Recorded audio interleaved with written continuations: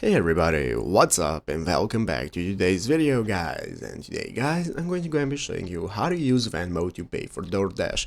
This is a very simple thing to do, so make sure to watch this quick and easy video till the very end and follow my steps correctly so you can make sure this works the same for you and you can do this yourself. But yeah guys, let's get straight into it. So first things first, we're going to go and be opening up the official Venmo application. So if you're on your PC, you're going to go to venmo.com. This is the main URL that you want to open up, and if you're on your mobile phone, you can just download the application. So download the Venmo app and open it up, and now we can get started. So in this main page, we can get started with logging in. First thing we need to do is log in. So if you do not already have an account, what you can do is go ahead and create an account. Go ahead and register for an account if you need one. If not, just log in normally. So once you're logged in, you'll be greeted by the home page right here. This is going to be our main page of our Venmo application. So here we can go ahead and access everything. We have our home page, we have our card section, our account settings, and so on. And now we can get started setting up our balance. So first guys, to be able to pay for DoorDash, you need to have a balance on your Venmo. So if you do not already have a balance right here, what you can do is add a card that you want to go and top up your balance with, add a bank account, whatever option you want, but you need to put some money into your Venmo. After that, we can continue. So as you can see